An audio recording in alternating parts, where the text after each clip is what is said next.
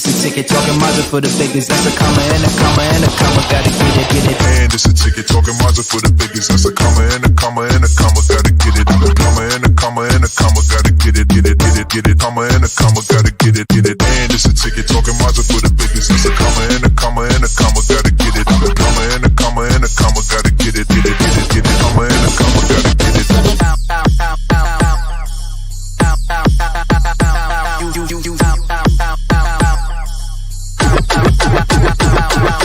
And it's a ticket, talking Mazda for the biggest. That's a comma and a comma and a comma, gotta get it. A comma and a comma and a comma, gotta get it, get it, get it, get it. Comma and a comma, gotta get it, get it. And it's a ticket, talking Mazda for the biggest. That's a comma and a comma and a comma, gotta get it. A comma and a comma and a comma, gotta get it, get it, get it, get it. Comma and a comma, gotta get it, get it.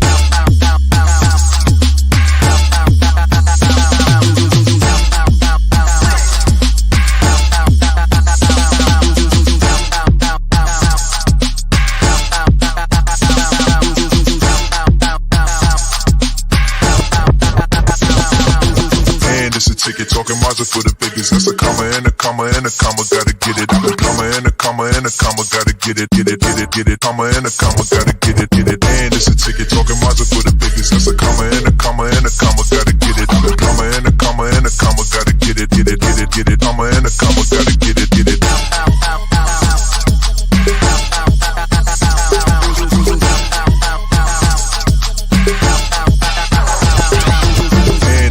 Talking Mazda for the biggest. That's a comma and a comma and a comma, gotta get it. A comma and a comma and a comma, gotta get it, get it, get it, get it. Comma and a comma, gotta get it, get it.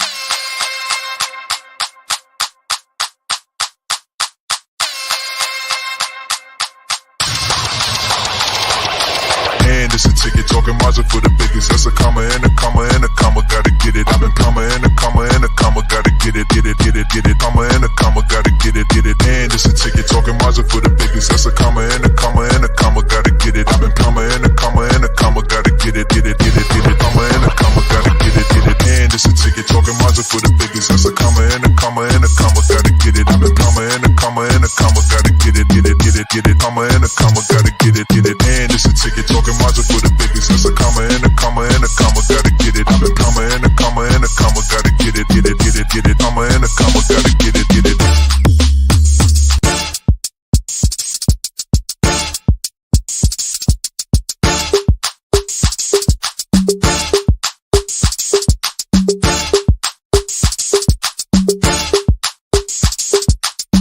It's a ticket, talking Mazda for the biggest. That's a comma and a comma and a comma, gotta get it, get it. And it's a ticket, talking Mazda for the biggest. That's a comma and a comma and a comma, gotta get it. A comma and a comma and a comma, gotta get it, get it, get it, get it. Comma and a comma, gotta get it, get it. And it's a ticket, talking Mazda for the biggest. That's a comma and a comma and a comma, gotta get it. A comma and a comma and a comma, gotta get it, get it, get it, get it. Comma and a comma, gotta get it.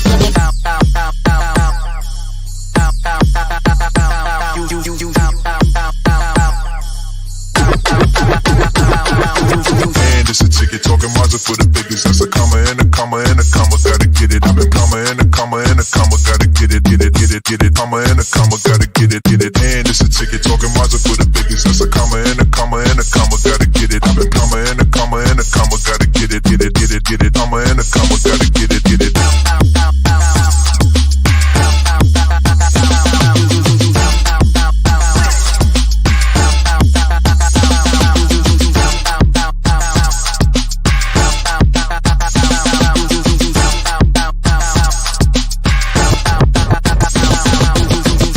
Ticket, talking Mazda for the biggest. That's a comma and a comma and a comma, gotta get it. A comma and a comma and a comma, gotta get it, get it, get it, get it. Comma and a comma, gotta get it, get it. And it's a ticket, talking Mazda for the biggest. That's a comma and a comma and a comma, gotta get it. A comma and a comma and a comma, gotta get it, get it, get it, get it. Comma and a comma, gotta get it, get it.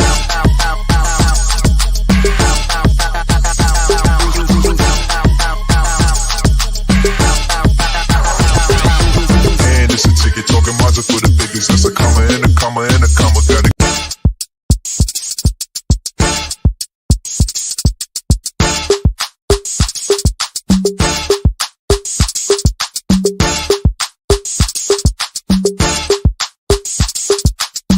It's a ticket, talking Mazda for the biggest. That's a comma and a comma and a comma. Gotta get it. And it's a ticket talking Mazda for the biggest. That's a comma and a comma and a comma. Gotta get it. Comma and a comma and a comma. Gotta get it. Comma and a comma. Gotta get it. And it's a ticket talking Mazda for the biggest. That's a comma and a comma and a comma. Gotta get it. Comma and a comma and a comma. Gotta get it. Comma and a comma. Gotta get it.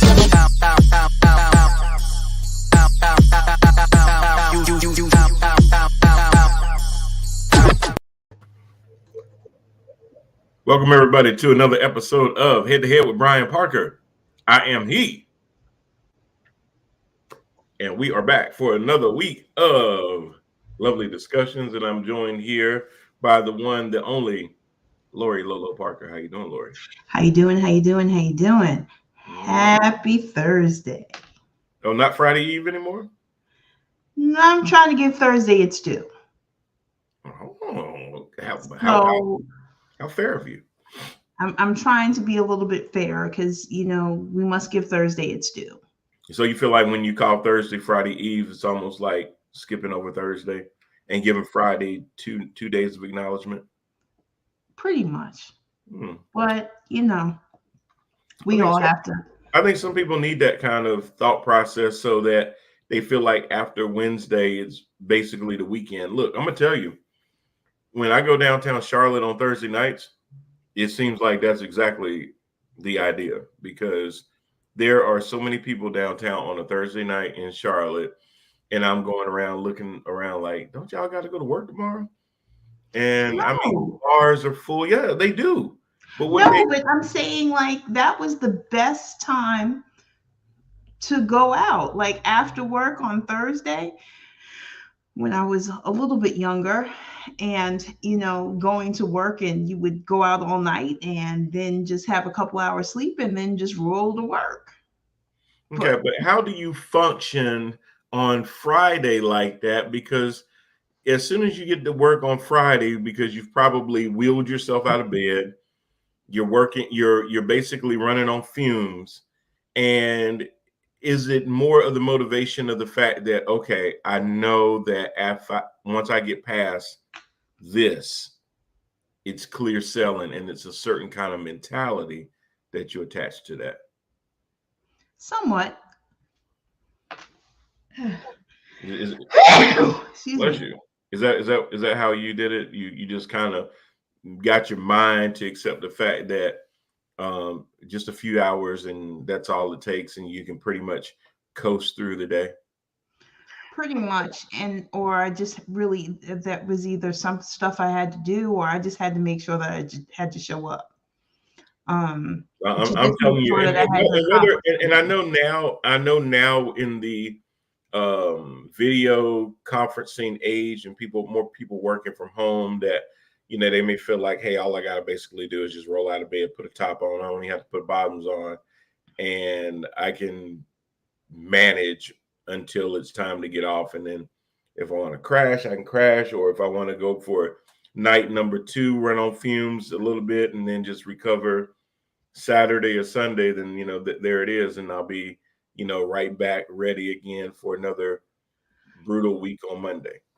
Somewhat. And then I also have to think, I wanted to bring up the innovations with people working from home and how that they are able to get their wardrobe together. There was a man that literally, he stated in his video that he didn't have a suit jacket. So he literally had an interview, and he took a pair of crisp iron jeans or pants, laid them across his like a jacket, and had an interview. And I was just kind of like, well, that's just a little bit innovative, because I'm like, you don't have money, you didn't have a jacket, but you kind of fashioned it out to where the interviewer, I guess, did not have any knowledge about it. It was just the most interesting thing. But for most people, just rolling out of bed, like, that is one thing I do miss about working from home. That depending on the calls or depending on what I had to do, I can put on a sweater and I can be in my comfy pants and go on and do what I need to do. So you work out in the field forever. Then once COVID hit, you actually were forced to work from home. And then over the last 4 months, I guess now you've been working back in an actual brick and mortar building. Is that right? That is correct. And So I'm going to say this, that I miss it. what, I working from home? Yes, absolutely. What do you miss most about it? The things that I miss mostly about working from home is I was able to really monitor my schedule and be able to accomplish the work that I needed to do. And also I had flexibility, a little bit more flexibility when if I needed to go to an appointment or I had to do something to where I was able to kind of budget my time. I feel like now working in a brick and mortar building and having people around, um, I'm not able to accomplish the work that I need to do. Prime example, I just have there's like 4 things that I need to do, and I cannot accomplish it at work. Every day, every time I've gone into work early to try and start this and get it finished and completed, every day there has been something happening, and it's been at like 7 o'clock in the morning and I'm running around and it's like I can't get to it. And being in the building, people stop by your desk to chat and talking. This one where I was able to work from home where I could just work on my project. I may have been in a meeting, but I still been able to do it. I see. So let me ask you this. Are there any benefits at all? And the one that I can think of is going to work outside of home does create somewhat of a boundary, just from the standpoint of when you work from home, you're never really off unless you Right. just make yourself off. Because, like, I know you have an office at home, and some people may not have that kind of space and they work out of their room or their kitchen table or whatever the case may be. But knowing that the office is literally right there, and if there's something that you kind of want to jump on, get ahead on, you didn't get to finish during the day, there's that lure sometimes to just go in the office for an hour or two in solitude and be able to knock out those things. But what you're actually saying is, I'm going to forfeit some of my personal time. I'm going to forfeit some of my outside the office time to get those things done because the office is literally right there. I can just take 2 steps. I don't have to dress up. I don't have to get myself looking ready. I can just go sit in there, decompress, do what I got to do. And I feel more accomplished because I don't have that hanging out there. But at the same time, what does that do for your work-life balance? It makes my work life balance out of whack. And I know that there are certain trade-offs, but I'll use as a clear example. Depending on how that you look at this, I get to work about 6:45, 7 o'clock in the morning. Usually that is that time. Yes. At that time, because I work for a small private college. So usually the president of the college is getting there about 7:15, 7:30. So I'm trying to, when I get there, to check emails or to at least kind of decompress and get my head right before everybody starts streaming in because they start coming in 7:30. So that's kind of where, even though I have my office at home and I can sit here and to try and accomplish my work, there's other distractions here as well. So it's like going into work. I just need to go into work. Yeah, I mean, as somebody that works from home, I get it. A lot of times when I've got so much going on during the day, if I need to kind of say, hey, you know what, I can push my work towards later in the evening and rearrange my schedule a little bit. I do like that. I do miss sometimes actually going in and being around other people and things like that. I know a lot of companies feel like there's a value to people showing up to work and having that workplace camaraderie and things like that. But I also know that with workplace camaraderie, a lot of times comes workplace drama. Absolutely. Because there's some people that everybody got that person at their job that, for lack of better terms, like to keep shit going for no reason at all. They just can't help themselves that something always got to be going on. And normally it's none of their damn business. That's normally the stuff they like to keep going. It's stuff that has nothing to do with them, doesn't affect them in one iota whatsoever, but like to keep it going on and just create drama. Everybody got at least that one person at their job, if not more. So, that's some of the stuff that's tied to it. That's some of the things I don't miss as far as having to deal with that or people getting in their feelings so much. Because I'm a very straightforward, blunt person. I tell you exactly how I feel.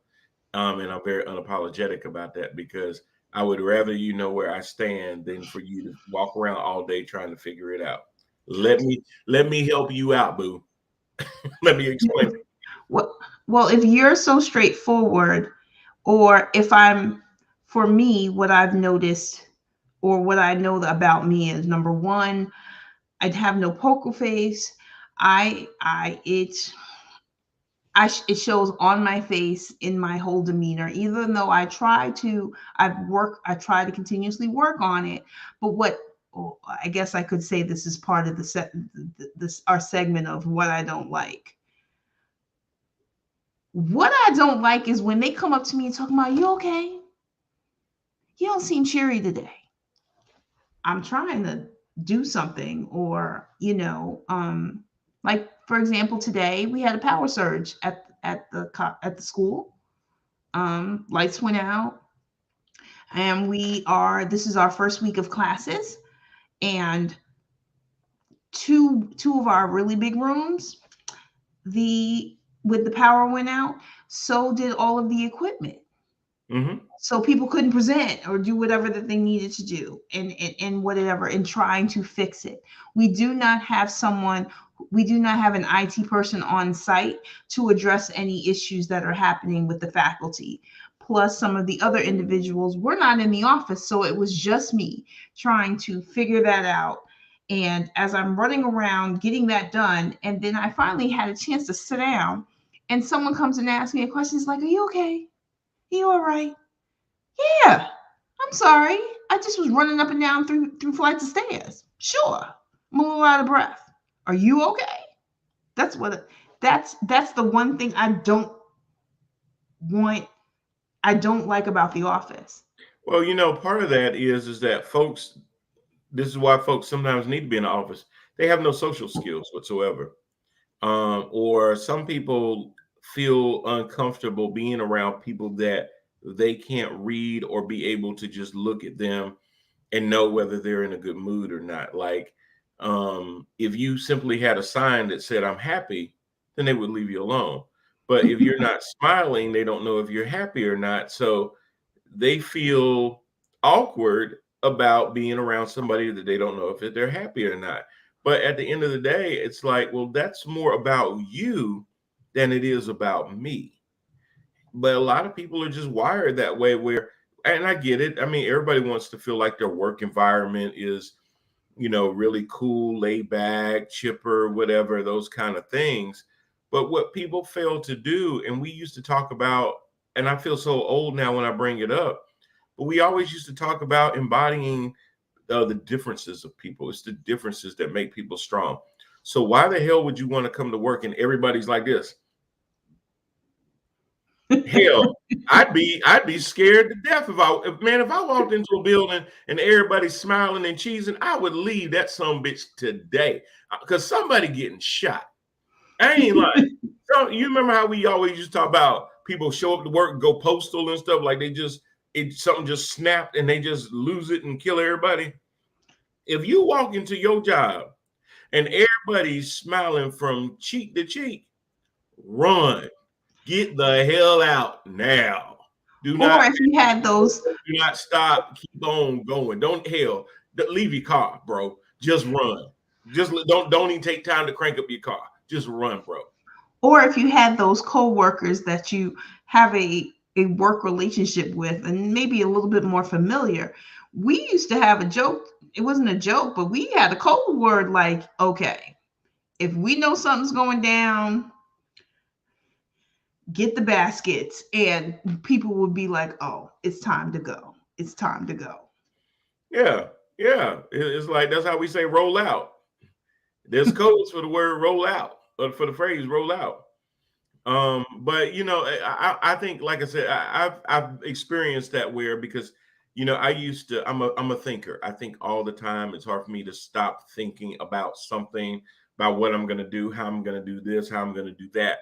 So a lot of times when my brain is processing, my outside decorum, it looks more like You're annoyed.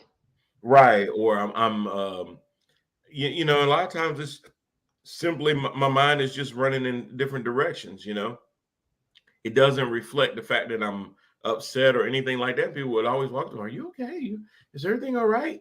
Or the one that I really would hate is it something that I did? Did I say something? I'm like, did you? I mean, like, you know, when you have to ask that, maybe you should. I mean, okay, I guess because I used to tell people, because they would say, you know, is it something I said that offended you or something? And I said, listen, let me tell you something about me. If you said something that offended me, 9 times out of 10, I'm going to tell you, if you ever say that to me again, I'm going to slap the shit out of you. I mean, literally, I would just say that. And that's probably a good thing and a fault all at the same time, because, you know, if you offended me to the point, because I'm not going to wear that on my face all day and not let you know why. Like, if I got to sit there and carry that around with me all day, you damn well know that I'm going to let you know exactly who had something to do with that. But I've also learned be very restrictive in that, because when you do that to the wrong person, then they know that they have a way of affecting you. But I used to be more reactionary. I'm not as reactionary as I used to be. So if you think I'm reactionary now, I was pretty hellish before. I've toned down a lot. Wow. Uh, wow, that's very interesting. And don't think that you're very reactionary now, but No, because I really try to take it in, but there are certain buttons that can be pushed. I'm not going to say what they are because I don't want nobody to try to use them, but I do recognize that I have certain things that certain people do certain things to me is going to elicit a response, some more immediate than others. But I've tried to be a little bit more um, uh, reserved with a lot of that now. But a lot of that is just working around people, understanding that somebody that just walked through the door could have had an issue with their kids, their spouse, their significant other. Something could have happened in their personal life, family. Everybody brings different things with them to work. And there always was that cliche about, well, when you come to work, leave all that stuff at home. Well, that's easy to say when you got money in your bank account, when your kid's not rebelling, when your mom ain't on chemotherapy, when your spouse ain't out there cheating on you.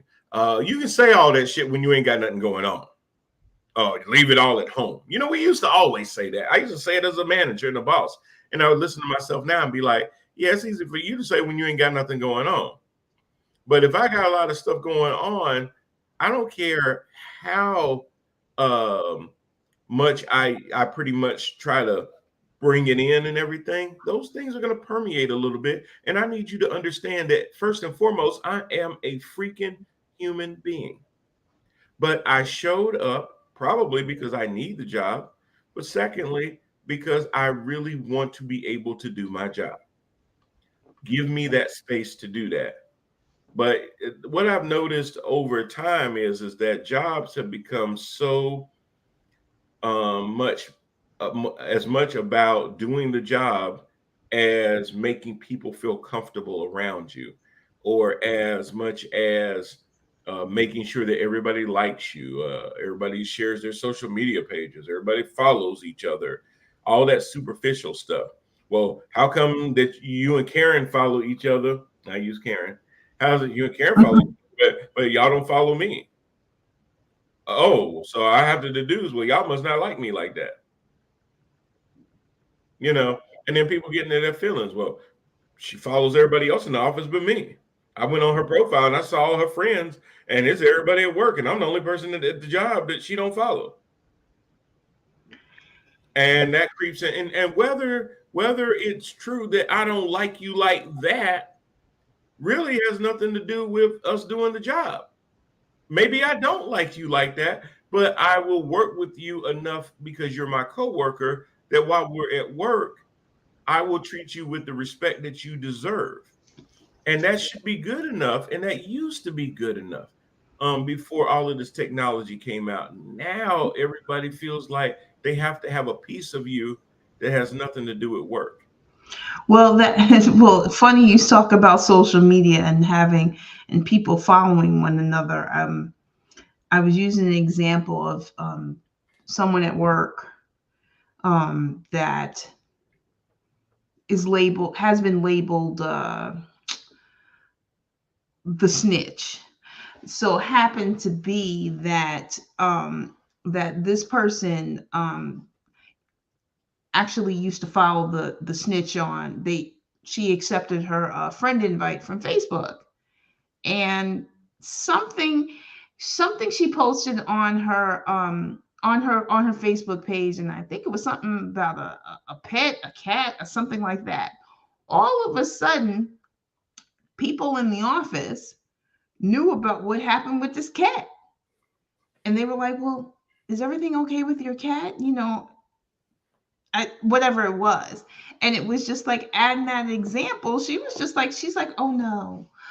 She was like, she immediately unfriended her and was like blocked her from even having access, because we know that you're going to sit there and gossip. And that's the other thing about getting back to work and working with people. It's like you should be able to just go in to do your job and do everything else. But in order to do your job, you have to also either be part of a clique or start gossiping. And it's like, do you all not have nothing else to do? Because I know I got projects to do. What about you? Yeah, and when you then try to separate from that just to do your job, then you're aloof, you're distant, you're not a team You're not member. friendly. Yeah, all that other kind of you get branded certain ways. I remember having a job where my boss accused me of not being all in because I didn't kiss her ass, and the problem was everybody else did. And I just basically said, I'm too old to play those kind of games. If my performance isn't good enough, then fire me. If what I'm bringing to the table is not enhancing this team, I don't want to be a hindrance to this team. So fire me. But it should not be based on how much time I spend with you outside of work. Every time we have something going on, you never come. And I finally told her, I said, well, I've given you more time than I've given my family. At some point, after work, I need to rededicate that time back to them. Now, anybody that has a family, which this person did, has children, this person did, that should make total sense. Shouldn't be hard to kind of connect the dots on what I said. It shouldn't even come across as anything other than how responsible of you. But she really took offense to that. And the next thing that she said to me, well, I need to know who I can count on. And if you're not with me, you're against me. This was somebody that was my supervisor saying this to me like a damn mob boss, a fat black mob boss with a piggy nose. And I just looked at her and I said, I am committed to my job. I don't know if you mean that or if you're asking for some sort of personal loyalty. But if you're asking, am I committed to my job? The answer is yes. And I knew that's not what she was asking, but I was making it clear that there's a distinction and a difference, and what part of that I was going to be involved in. Now, needless to say, she fired me. But you know what? Sometimes that's the best thing, because when people get to a point where they use their position to try to dictate how it is that you need to respond and react, it's time for you to make a decision whether that's what you're with or whether it's time to go. So I didn't feel bad in that respect, but I did feel bad for the people I had to leave behind, because normally I bond well with my staffs and stuff like that. And, we have a really good rapport. So I showed up to work every day, more so for the people that I work for than the person I work for. That's what kept me coming back every day, because I felt a duty to them. But sometimes that's not good enough, because sometimes people in these positions want there to be a fealty towards them, not necessarily because and I'll give you a perfect example. That same person kept around people that were totally incompetent, ignorant, stupid, whatever you want to call it. But because their level of fealty was so high, they were actually more valuable than me, somebody who was highly skilled at what I did and very productive. And I never understood that, because I'm like, when businesses are, we're business owners. We're in business to make money. I'm not in business for people to sit there and tell me how great I am, even though it would be appreciated. But I'm not in business for people. You are wonderful. You is smart. You just affect everyone in a positive way. You can tell me I was impotent. You are important. Impotent. Anybody needs to watch The Help. Watch The Help. That's a great movie, especially when she tells. You is kind. You is important. I'm sorry. I'm still on the pie part. I like the pie. She ate the pie. Yeah, eat the pie. She ate that pie. Anyway, so thank you everybody for tuning in. 27 minutes after the fact. If you're tuning in, you're watching us live on LinkedIn, Facebook, or YouTube. Please join us on our YouTube page at Parker Media Group, or Empower TV Network, rather. Like, share, and most importantly, please subscribe. We definitely do this to engage with you out there. We'd love for your comments online. If you can't watch us live, you can always go back and watch us there. You can also watch us on our Roku or Amazon Fire TV channel, Empower TV. And we are entering our third season of Head to Head with Brian Parker. We normally have more panelists on, but they're out and they got things to do. So we totally get that. If you yourself would love to come on sometimes and be a panelist, we would love to have you. The only thing that we tell people is leave the conspiracy theories at home. I will cut your ass off quickly. If you got something that you want to say, a point of view that you want to share, we are all ears. Agreement is not necessary, even though the host does reserve the right to be right all the time. Anyway, I'm a Leo. What can I say?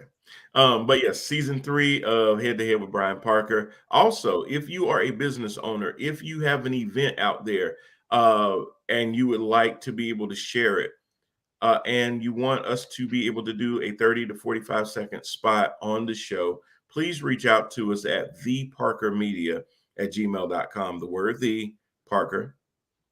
theparkermedia@gmail.com, and let us know how we can partner with you to get the word out about whatever it is that you have going on.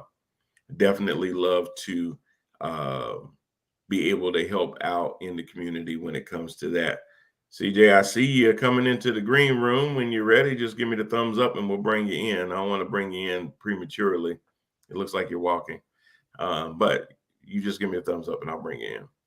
So we do have one panelist that's getting ready to come in, and the franchise may be in a little bit later. But again, if you would like to join the panel from time to time, you don't have to be in every week, but if you want to come in and chop it up with us, we would love to have you. If you are a writer and you're promoting a book and you want to come on to talk about your book, please definitely reach out to us. Any kind of artist, musician, we definitely want to talk to you and let folks in the community know what's going on with you. One last note, if you are a member of the class of 1992 West Charlotte Lions, you have until August the 27th to get your registration in for our 30th anniversary reunion. It is going to be September the 30th, starting out that Friday night at E.E. Waddell High School. That's going to be our homecoming. Brian, why are y'all having a homecoming at E.E. Waddell and not West Charlotte? I'm glad you asked. Well, West Charlotte decided after nearly 70 years to tear down their old buildings and facilities, and they have built very nice new buildings. However, the football field will not end up, well, not the field, but the parking lot for the field will not be ready in time for the homecoming game. So we will have to move our homecoming game over to E.E. Waddell. I hope they understand that that's probably not smart. I will move the homecoming game over to Memorial Stadium. That's just me, because I got a feeling that when the class of 92 shows up, in addition to what normally shows up at a West Charlotte game, and it's homecoming, and we're going to beat the hell out of somebody, it's going to be pretty packed over there. So, E. Waddell, I hadn't seen your facilities, but I hope it's pretty big, because if it's not, it's going to talk about them. Well, it ain't going to be that. It's just going to be hellish over there. And I plan on going. And then on that Saturday, we're going to carry over and have a party. We're going to be at Sophie's restaurants at some point during the day and meet and greet and get with everybody else. So it should be very fun. 30 years. We have a Facebook page. Everybody been posting their old pictures. I don't know what I did with my yearbook. I don't know what old pictures I have. I have nothing from high school other than my class ring. I feel so terrible that I see all these pictures and I'm like, oh yeah, I remember that. I remember that person. And I'm like, I just don't. But you still look the same. It's not like you changed. I changed a little bit. I got skinnier for sure. Of course you did. Oh man. Absolutely. I got a little bit more chocolate too, and the lips started filling out. So now I can do that whole LL Cool J thing. The lady, I'd be like, you know what I'm saying? You know what I'm saying? Pink cookies in the plastic bag. Okay. Are you going to start wearing the Kango too? When I'm alone in the room, sometimes I stare at the wall and in the back. You and your Adidas. You just need your Adidas tracksuit on. Maureen Answer, how you doing? My favorite person in the whole wide world. Anyway, so yeah, CJ just walking around. Maybe let me see if he's ready. I think he's out. I think he's at the Connected. Oh yeah, Connect. Okay, let's bring him in and see. Hi. Hey y'all, what's up? What's up? Hey y'all, I'm out here. I'm out here at the Connected. But I just wanted to I just needed to just I felt the pull to just let you guys know where I was at and just let you know that I'm actually working. But I'm supporting you, and that's why I wanted to go ahead and just let you guys know that. But I won't be able to stay because right now, believe it or not, my brother, I'm setting up right here at the Bay for karaoke tomorrow. Oh, nice. So, and just CJ, just to tell everyone, our viewers, the times for the karaoke, that you are the karaoke DJ. Get everybody. Yes, ma'am, I am. Yes, ma'am. Okay, so like my sister just gave me a little quick nudge, a quick little segue. I am CJ Jones, aka Mr. TNTBS, and I am your local KJ for every Friday evening from 6 p.m.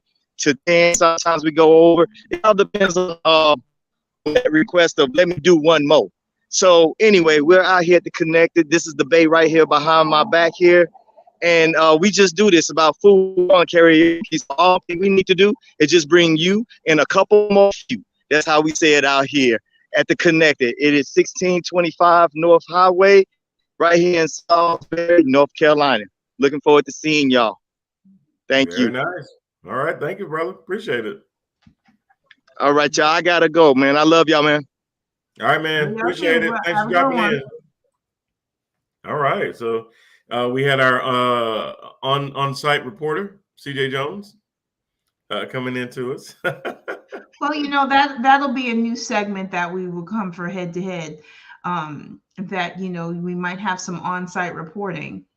You never know, or a different section. So that's reporting on what's going on, or at least now know that there's a lot of things that have been going on in the news this past week. Yeah. We'll talk about that in 2 seconds. But I did want to share with everybody really quick. One of the things that we really want Empower TV to really do is migrate from what we're doing now, which has been really good, but we're going to start to migrate into looking at studios at some point and actually putting on more content live from an actual studio. Now, that may mean that content won't stream on Facebook and LinkedIn as much. It may be straight YouTube, or it may be an actual TV channel. My thought is that it'll probably be YouTube. But the whole idea is to secure a studio location, have that equipment, and then basically run the channel 12 hours out of the day at least live, and then the other 12 hours can be some type of pre-programming. So those are the things that we're actually going to be moving towards. So there will be a studio. It'll most likely be in Kannapolis or Concord, and we'll actually be broadcasting from there, all in the same room, maybe around a table, and doing it that way. So that's things to come. I don't know if that's going to be season 4, 5, or 6, but however long it takes for it to happen, that's what we're going to do. Well, I definitely know that whatever table we pick out, since we've purchased our home, we have pretty good taste. I think so. So that's going to be an awesome looking table. There you go. All right. First up today, we have Mr. Rudolph Giuliani being told by a federal judge, I don't care if you come by plane, train, Uber, bus, however, bicycle, unicycle, moped, you're going to bring yourself down here to Fulton County, Georgia. And he did show up. He testified for, hey, Nydia. He did testify for, I believe it was 6 hours yesterday in front of a grand jury panel. And it's the belief that he more than likely, if he was smart enough, pleaded the fifth to almost everything other than his name. A lot of people always ask, well, can't somebody just give a blanket, I plead the fifth? And they could if the lawyers will accept that. But most of the time, they like to sit there and go through each and every question with them and get them on record to actually say, I don't want to, hey, did you do this? I plead the fifth. Okay. You plead the fifth against self-incrimination because you feel like if you answer this question, it could incriminate you. And they want them to plead the fifth to every specific question that they ask so that they're on the record for doing that. So that's why a lot of times you hear about somebody who was in court for 6 hours, 10 hours, and you're like, oh man, they had a lot to tell. And they may not have had a lot to tell. They may have just sat there and pled the fifth 500 times. But they run them through that whole ordeal of doing that so that they can later show them on the record. Pleading the Fifth Amendment is everyone's right. But it can be inferred a lot of times that there is some feeling that there's a consciousness of guilt, because the whole idea is that if you had nothing to hide, why would you plead the fifth? Unless you felt like whatever it was that you were going to say would then catch you in the web of having to be able to defend yourself or being legally responsible for whatever it is that they're asking you for, have some part to play in it. So they did bring him down there. They're also trying to get Lindsey Graham to come in. Lindsey Graham is fighting it tooth and nail, trying to hide behind talks about the protected speech that Congress folks have, that they cannot be questioned outside of Congress. That is a thing, but that's normally when you're doing it in your capacity as a U.S. congressperson.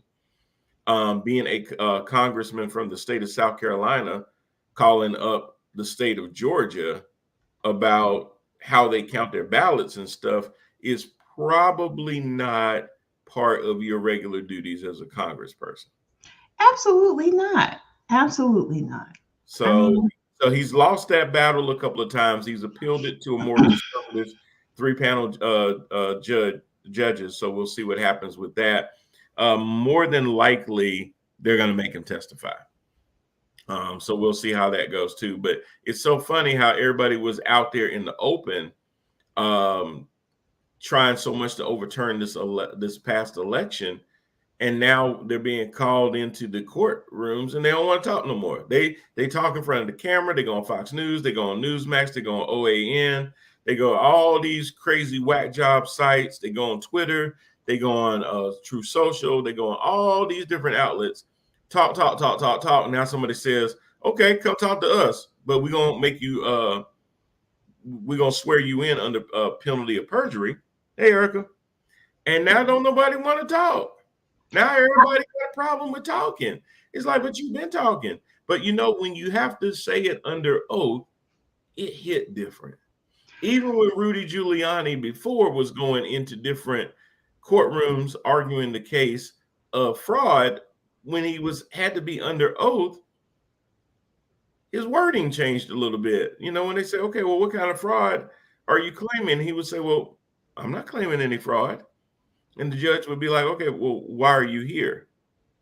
Oh, there's some discrepancies, and we think that they should throw out all the ballots because of it. And the judge is like, no, that's not going to work. You need to have evidence of fraud. Go ahead. But I really, and even as we go into some other things that have been going on, to me, it's just like the movie V. Remember V? Yeah. So it's like, are you Diana? Or like the invasion of the body snatchers, because nobody knows what the heck that they're doing. Even though there is a record, you see them on TV, you hear them. It's like nobody knows what they're trying, what they're doing, and it's just so frustrating that they still are continually to promote this lie, and the fact that Orange Julius has the stronghold with everybody. It's ridiculous. And I know as you were going to be moving on and talking about it, even talking about the spotlight on Liz Cheney and her possible, that she's thinking about possible run for president, which in a sense is just in a way of just trying to divide the vote between the crazies and then those independents. But again, it's just mind-boggling. Well, I never thought I would say this, but if I had to pick between Liz Cheney and Donald Trump for president, I would definitely pick Liz Cheney. Now she's very hawkish, but I wouldn't go to sleep at night wondering if this fool is going to push the nuclear football button or not.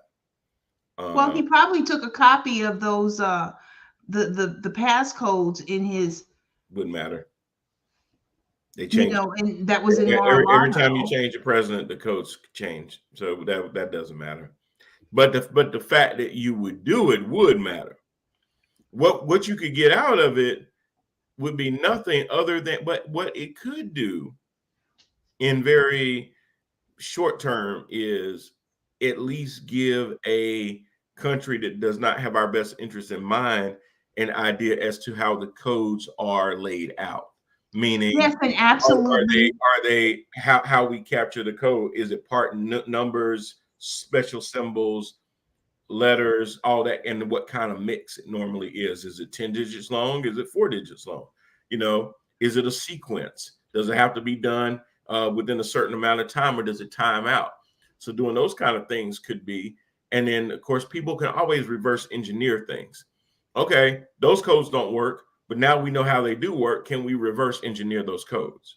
Well, absolutely. And then also the other point is, in addition to having that, giving that information to a country that doesn't have our best interest at hand, it's also a matter of making money. Because if you think about it, he was claiming to be a billionaire.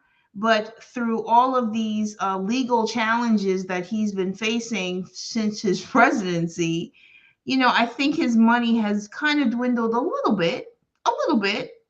So he might need an infusion of cash. So, you know, he may decide to, if need be. And again, Well, allegedly. Part of the problem to that is, and that's correct, that a lot of loans that he has out there are coming due, and he's used to rolling them over, refinancing them and stuff. But the lay of the land is a little bit different now, where a lot of those banks won't do business with him anymore because his name is attached to too much controversy. Even Deutsche Bank, which was one of the last few banks that would actually do business with him, they're not touching him anymore right now. So he's very, very limited on his ability to refinance and extend loans out and things like that. So he does have a lot of things that are coming up that are going to have to be due. So kind of, moving into Trump, Lori, I was thinking about this. It's funny how people look at circumstances differently. And I got two versions of this. I got one that's a little bit more humorous, and I got one that's actually spot on. The more humorous one is that, I always hear these conservatives always talking about Blue Lives Matter, back to blue, we're the party of law and order, we're the party of law enforcement, the military, yada, yada, yada, yada. All of that has been proven to be a bunch of crap. Starting with January the 6th, where, well, we love law enforcement, but we hate those bastards at the Capitol. We're gonna kill them if we can. We're gonna fight them. Well, why are you fighting cops? I thought everything was about compliance. I thought every time when black folks would get in trouble with the cops, first thing that they would come say is, well, only if they had just complied with the police. I mean, how many times you ever heard that one? If only they would have complied with the police, nothing bad would have happened. Just do what the officer says and follow their commands, and everybody walks away alive. Just do what they say. Just comply. Hey, Trump, just comply, bro. When they said, give us our stuff back, if only you had complied. Because you know what I'm hearing now? Man, they ain't had to come in there like that. They could have asked for them nicely. Well, I'm sorry. Or that he forgot. The cop. Before I get to that part, when the cops sit there and arrest and harass unarmed black people, is it, well, they could have said that nicer, or they could have, no, it's always on the person that they're selling is, well, they must have done something wrong. They wouldn't have pulled them over for no reason. Now we are questioning the cops and their motives. Now they're planting evidence. Now they're doing this. Now they're doing that. Now they got an axe to grind and all these other things. Now we're being suspect of the cops in this instance, but black folks been suspect of the cops forever, and we're told to stop whining. We are told we need to comply. We need to follow orders and follow directions and do what they're telling us to do. And that's all fine and good until the rabbit got the gun.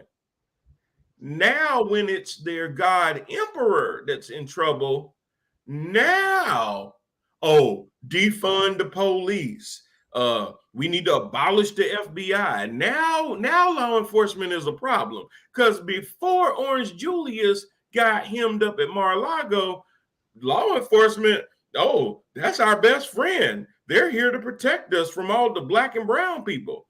Now, when they turn it on you, now they're the problem. Now they're woke. Now they're this and they're that. All these other things. Dude done came up with 1811 excuses about, well, they planted it there. Yes. Well, I declassified it. So you declassified something that was planted? I don't understand. See, I said this to somebody earlier today.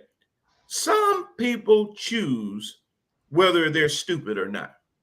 There's a fraction of people that are born stupid and they're going to die stupid the same way they were born. I hate to say that. I know that probably ain't politically correct, but the name of the show ain't politically correct with Brian Parker.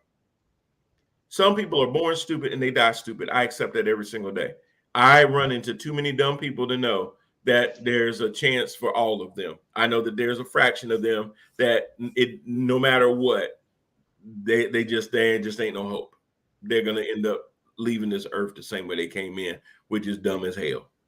But then there's other people that have opportunities in front of them to be experienced to more things in life and to broaden their horizons and stuff, and they choose ignorance. There is a fascination with dumbing down America. That's why books and all this other stuff that they call being woke. You know what wokeness is? It's just being aware. It's being aware of what's going on in the world and not just bringing in just your opinions to everything, but being exposed to a greater world out there. It's like growing up in a very, very small town of, say, 2,000 people. And the way that 2,000 people think and move and act around isn't the same way as a metropolitan city like a New York or Detroit or Chicago, San Francisco, a Dallas, Charlotte, Atlanta. That's not how they would think. But because you don't want to adapt to how the fact that other people, like I talked about earlier, being able to adapt and understand that people are different from different places, you want to be able to keep your same small thinking and demonize everybody else that thinks differently from you. And when you demonize them, you give them a phrase and you call it wokeness. You know, wokeness to me is you being informed, you're being educated, and you're not being limited on where you're from, but you use your experiences to grow beyond that. Not being woke means that you want to stay here compressed and you never want to grow any further than that. And if life isn't about growth and going from point A to point B to point C, why are you wasting air? Kill yourself, because you are doing nothing to add any value to anybody else's life, much less your own. That's what being woke is about. Being woke is about realizing that the world is bigger than just your damn self. Absolutely. That's what being woke is. So when they talk about woke judges and woke law enforcement and stuff like that, all you're saying is that these people need to realize that just because you grew up thinking a certain way, there may be other views out there that you should take into consideration. Doesn't mean that you have to agree with all of them, but being exposed to different things makes you a more well-rounded person. I'm old enough to remember when it used to be a good thing when we talked about diversity, when we talked about being around people from other different backgrounds than yourself. And embracing differences. It can, yeah, you know, company bylines used to always talk about that. Hell, they used to have a 4-hour diversity training on this mess. Oh, go They still are trying, they're still getting back to that. You know, they'd have people from different colors and different backgrounds and stuff in these videos, and they put them in a room all together and they kumbaya and everything. And now we don't want diversity. We want to build walls. We want to exclude people. We want to say you can't identify as that. I laugh at the fact that you want pronouns, all that other kind of stuff, because I want to stay here. And when you're doing those things, when two men are holding hands, when two women are kissing, that's making me have to, I don't want to do that. I want to go back to men were men and women were women. And there was no different definition of that other than what my mama taught me and my daddy taught me around the table. And anything that challenges those beliefs is wokeness. And it's an attack on my foundation, because if my foundation is challenged, I may have to rethink some of those things that I was ingrained with. That's why now slavery is being reconstituted in schools. That's why when they talk about LGBTQ plights and things like that, hell, there's schools trying to bar the Diary of Anne Frank because they don't want to talk about the Holocaust and all the atrocities there. We want to revise history so that we can maintain that level of comfort, like I talked about before, about people wanting to feel comfortable. But okay, should your comfort trump our ability to recognize our own history, where we come from? Ancestry.com don't sit there and say, well, we're going to give you the clean version of your history. When people go to look for their biological history, they don't sit there and exclude the rapists, the child molesters, the adulterers, the criminals, and all that other stuff out of your ancestry history. They give you a full history of everything. When we learn history, it's supposed to be chronological. You can't just sit there and jump over 200 years of stuff and say, well, that ain't as important. You can't do that. And if you're doing that, then you are willfully being ignorant. Nobody's forcing you to be stupid. You walk into dumbassdom all by yourself. And I know that ain't a word, but I just made it a word. Dumbassdom. Well, I think with the Merriam Webster dictionary, I think we can add that in there. Yeah, we'll submit it and see if it gets approved. Or Because we can come up with our own dictionary. like when I was in kindergarten, all they said is put it in a sentence. I can definitely put that in a sentence. But absolutely. But it's just crazy now to see how folks are clutching their pearls and all against law enforcement now, when the party of law enforcement and law and order used to always tell every black person to get pulled over by the police, hey, comply, just do what they tell you. If you feel like they did something wrong to you, call in later and talk to their commanding officer and try to work it out. And now Donald Trump get hemmed up in Mar-a-Lago, and they're like, well, they ain't had to do that. They could have sat there and simply asked. How many other people do you know where they sit there and they've been in talks with them for months about getting their stuff back? How many other places do you know where they sit there and they did subpoena for it, and he only gave back what he wanted them to have, and they found out that there were more? Oh, they're supposed to go back and ask nicely again? You don't always get to control how the police ask you for stuff. When they ask nicely and you don't do it, okay, so officer says, sir, would you kindly get out the car? And I said, hell no, I ain't getting out my car. Sir, could you kindly get out the car? Now, most of y'all would say anything after that happened because I didn't get out the car, I deserved. If he beats the hell out of me, you had it coming. Easily, I had it coming. Or if you resisted, so he had to beat the hell out of you.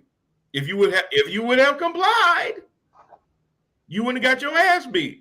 Rodney King wouldn't have gotten his ass beat if only he had complied. But now Donald Trump, what's up with you and cops? I hate him. But I'm just saying, on this point, Anthony, I'm defending them actually because they did their job, and they basically exercised a whole lot more caution than they normally exercise to unarmed people of color when they pull them over. But now we go and see this dude and all of his sycophants down in Florida, and now all of a sudden the police should have been more accommodating. And it's just weird to me how they did everything that they were supposed to do, and somehow they're being villainized only because their God Emperor got hemmed up. But and I'm sorry, Lord, for one thing. And he didn't have to get hemmed up. Nobody told your ass to take all that stuff down there with you. You didn't have to do that. It's like you put yourself in a position and then you get mad when something happens to you. Make that make sense. Go ahead, Lori. I'm sorry. No, I was just going to add something that just was thinking about. Usually we get a lot of phone calls, and especially from police benevolent societies and associations that are looking for, contributions. Ever since that all of this has been going on, we have not received as many calls as we have gotten in the past. Now you know what you just did, right? I probably called them up. So now I'm gonna get 5 calls back to back. So I don't know how many of y'all get these calls where they say, "Hi, is LaQuisha there?" They know damn well ain't nobody here named LaQuisha. No, there's no LaQuisha here. Oh, that's okay. Maybe you can help me. And they go into their whole spiel about donating to the Police Benevolent Fund. Now, anybody that knows me knows that if you sit there and you call my phone, and I didn't ask you to call my phone, I feel entitled to have fun with you at your expense. And I've done some crazy things over the past to get people when they call, especially because they're not calling you in good faith. They know that LaQuisha don't live here, or they know that they're not calling for LaQuisha. They just want to try to talk to somebody. They want somebody to say something back that person isn't here, so they can go into their whole spiel. So they go into this whole thing about, can we count on you? We sent out a thing for you to put in a donation for our cops. And I said, I tell you what, can I count on sending you something to put in for Breonna Taylor, for Michael Brown, for Tamir Rice? I probably can't get no further than that before they hang up. See, you want me to recognize that you raising money for police, but what about those parents that them people that I name don't get to see them anymore? Absolutely. You're raising money for them? Because you know what your call and those names have in common? They died at the hands of police. Ain't that a bitch? So, so when you want to call me and interrupt my dinner or interrupt me watching Sports Center or whatever else it is that I'm doing for that bull crap, just understand that it's not going to go the way that you thought. I never interrupt him while watching Ozark. Yeah, I'm not gonna hang up. I'm not gonna hang up on you. I'm gonna have fun with you, because I get people that always call and they're very disingenuous. They're always trying to make up stuff, sell you stuff, snake oil people, and folks like that. So I'm gonna get you back. I've had people call me offering me free Medicare and stuff like that, and Lori's heard me be the retired drug dealer that's now looking for some benefits in an Obama phone, and I'll get them all the time. Anthony, are you still there, bro? Because I got a question for you. Oh, yes. Oh, gosh. Did you want me to start the segment yet? No, not yet. Let me know if you still there, because I got a question for you.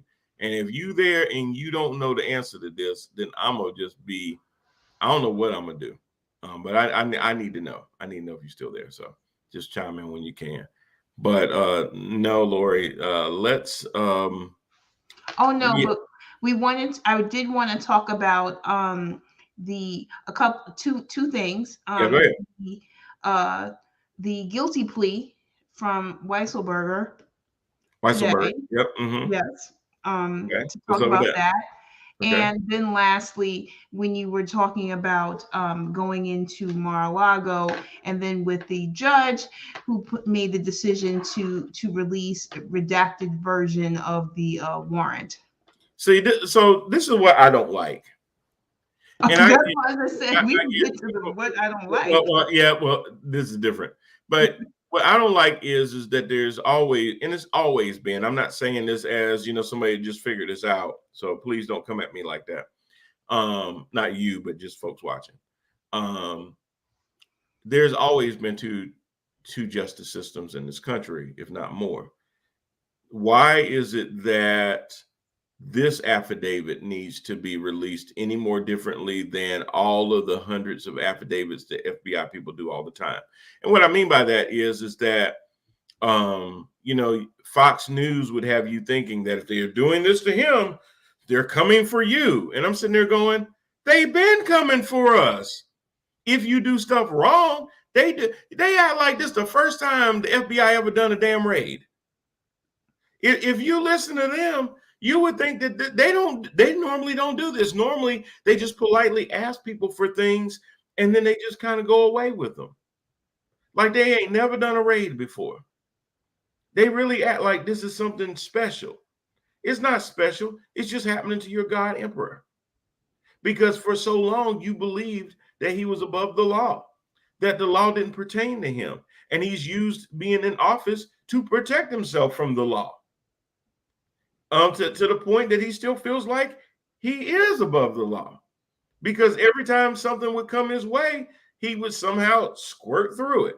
He'd have enough sycophants to defend him. He would have enough violence ensue. Y'all always talk about being civil when there's black folks and everything. Oh, Antifa. Oh, you see, they burn down buildings. They do this, they do that. Well, when y'all get mad, y'all sit there and shoot damn nail guns at the damn FBI and go on a gun chase. And then literally end up killing yourself for this dude. That don't make no sense to me. You gave up your whole life to shoot nail guns at the FBI, knowing that your day wasn't going to end the way that you thought. Or maybe it did. But then again, like I said earlier, some people choose to be stupid. To me, that's a choice of being stupid. Why would you sit there and die because you don't agree with somebody taking boxes I mean, this is almost like Craig. You got caught taking boxes on your day off, Craig. All they did was go down to Mar-a-Lago and take some boxes, Craig. Damn. You gonna shoot nail guns at the FBI and get shot up because of that? What's wrong with you people?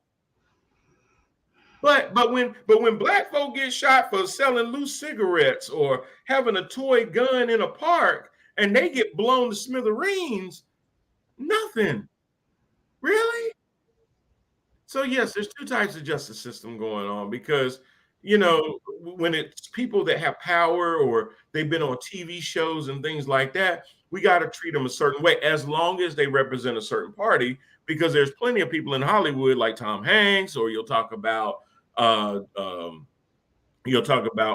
Buffett, or you talk about my man from Apple.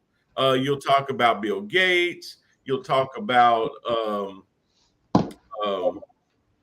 what's my man, the old dude, the Jewish guy. Jon Stewart.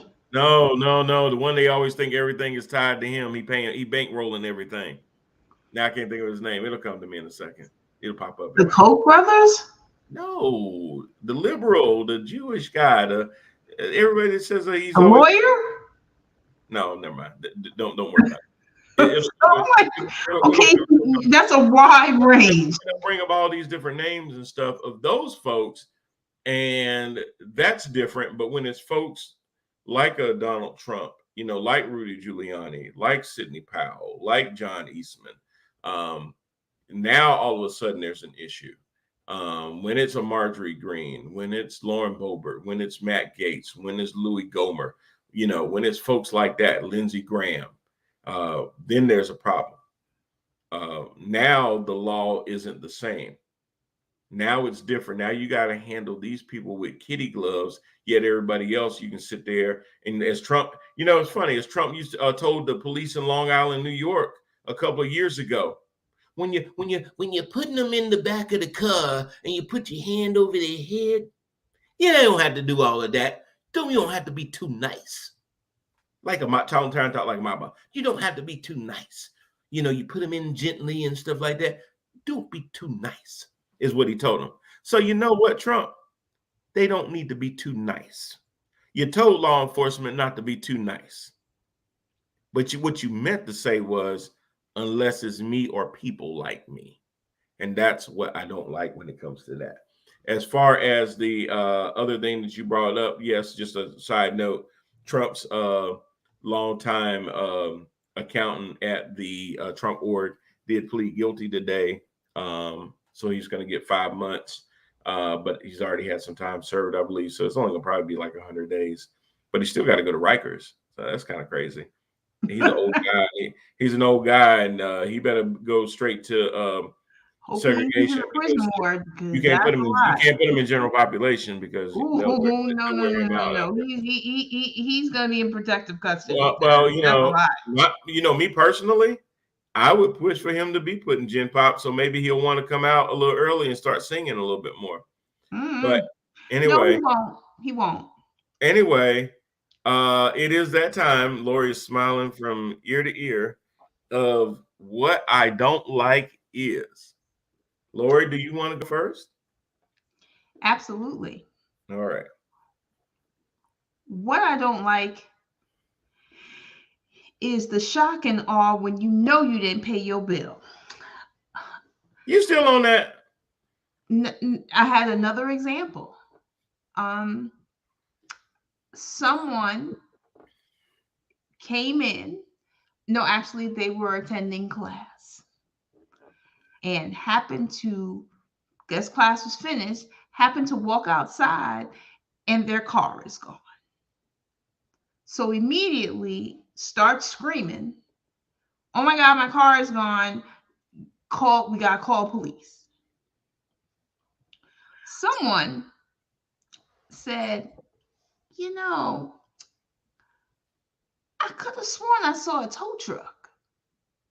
Now, I know where you're going. If you have not made payments, now I understand there are extenuating circumstances because I know I've done it myself. and where you have to pick a bill. But if you know your car is on the list and sitting here and running it down, now this person did say that her husband, because she needed to get a ride. But what I don't like is, the car situation, because that's your only car. So the bill ain't paid. So that means you drive, every time you get in that car and drive it, you have the possibility that you are going to get picked up. They're going to find you, whether it's tracked or not. And that's what I don't like. But her over dramatization, talking about somebody stole her car out this parking lot. Well, and it's hard to know if she was just trying to save face or she really didn't know what happened to her car. But I will give y'all a tip. If you know that you're on the repo list, don't drive your car to places that you listed as references, because they're going to check all those places. Don't drive to work, or if you are going to drive to work, park down the street. When you drive home, park in a different neighborhood.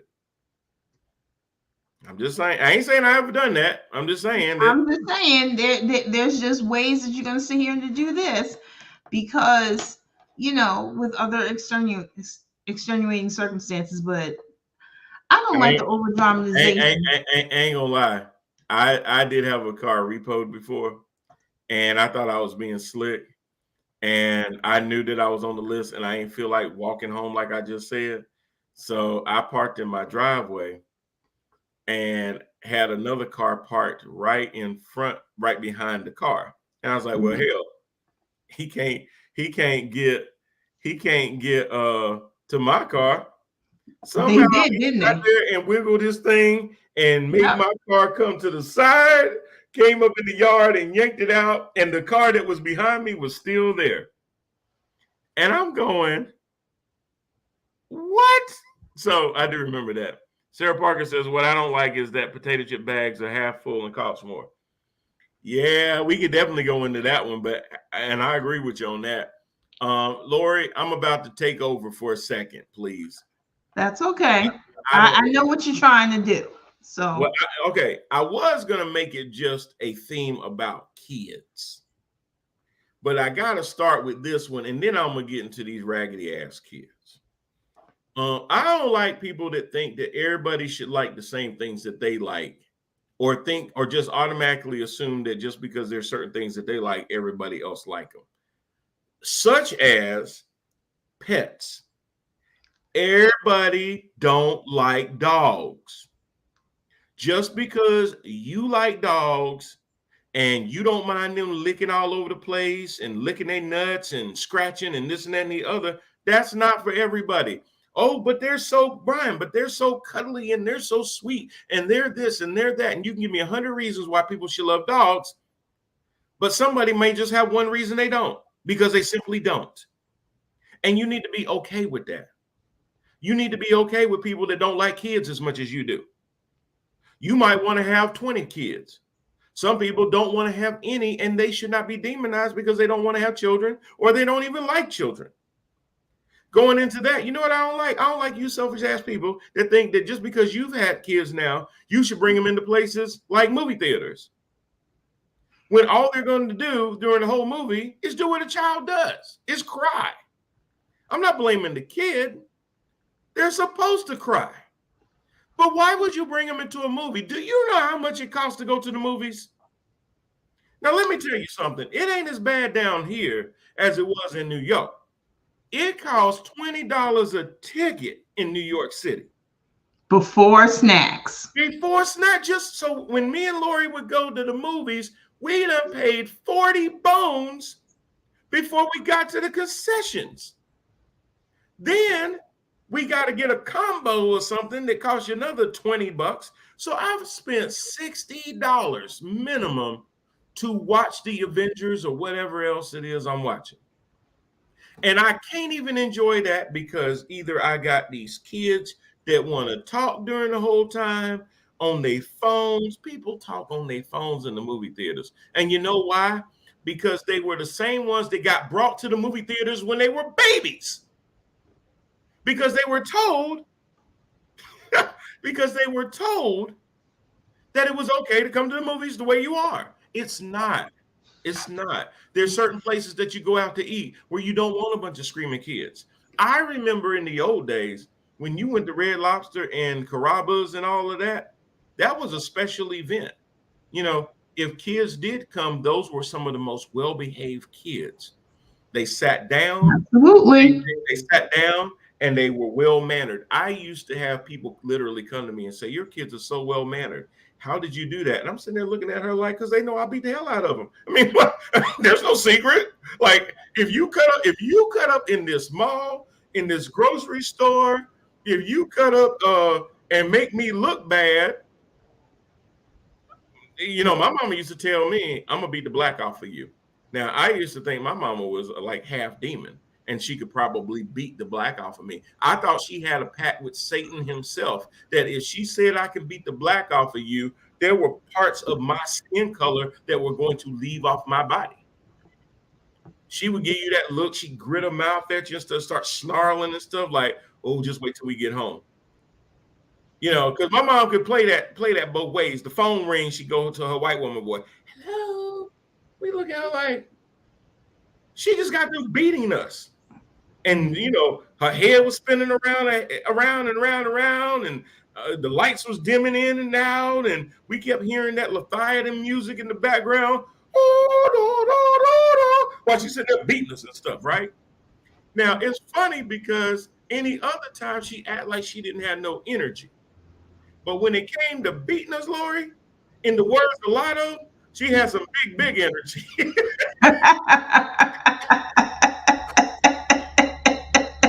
Boy, she started flying around the house and stuff. She'd be like, where y'all at? I mean, literally, Lori, she could fly. I don't know what happened to her, but I'm telling you the truth, my mom could fly. She'd fly around the house looking for us. Like, you know how Superman, you see Superman movies, you do like this? That's what we do. She'd fly around the house looking for us. I know y'all around here. And she had a belt. It was a golden belt. And she just sitting there wagging it around in the air. And it would be for some of the dumbest stuff, but she would just sit there and just beat the crap out of us. So we knew that if we went anywhere in public, look, I ain't trying to see that lady come out. So she would sit there and she beat you enough that when you went out in public, you knew better. The problem with these kids is they don't get disciplined enough at home, and then they don't know how to act out in public. And lastly, I'll say, because I could go on kids all day, we need to do a better job, parents, of stop trying to be your kids' friends, especially when they live with you and they eat out of your refrigerator, they drink all the and they don't pay no bills. Amen. They have all of their life to be their friend. While you are raising them and grooming them, that is not the time. It's not, you don't need to get no matching outfits, go to concerts together and do things like that. You establish those boundaries. They need to learn how to respect an adult. And that starts with you.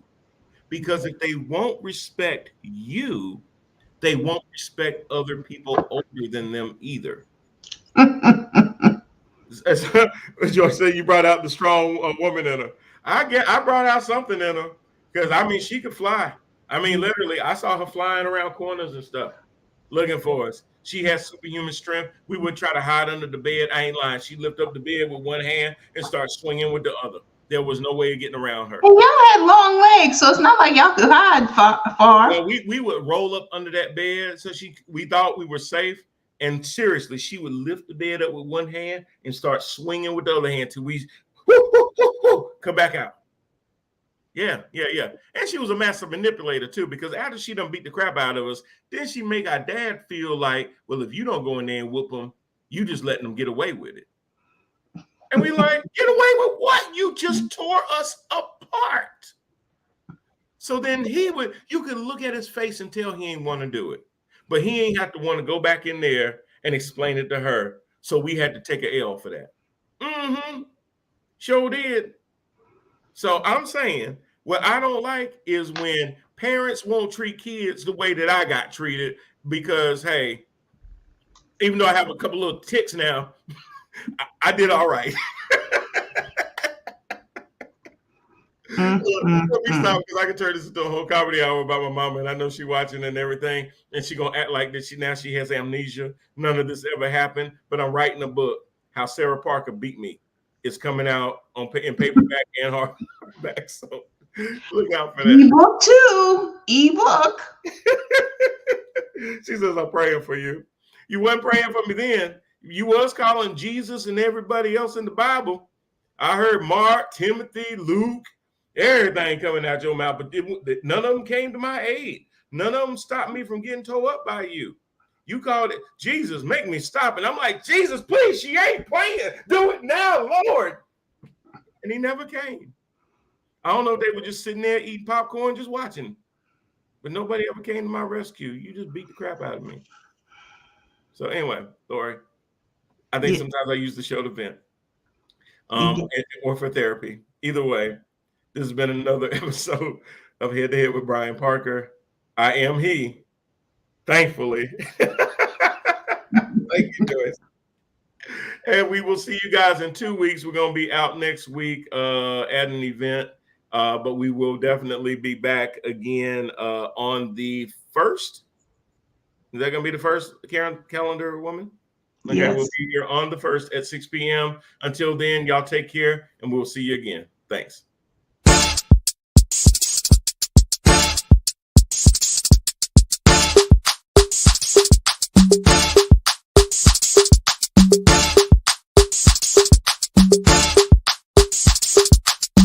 This a ticket talking Mazda for the biggest. That's a comma and a comma and a comma. Gotta get it. And it's a ticket talking Mazda for the biggest. That's a comma and a comma and a comma. Gotta get it. I'm a comma and a comma and a comma. Gotta get it. Comma and a comma. Gotta get it. And it's a ticket talking Mazda for the biggest. That's a comma and a comma and a comma. Gotta get it.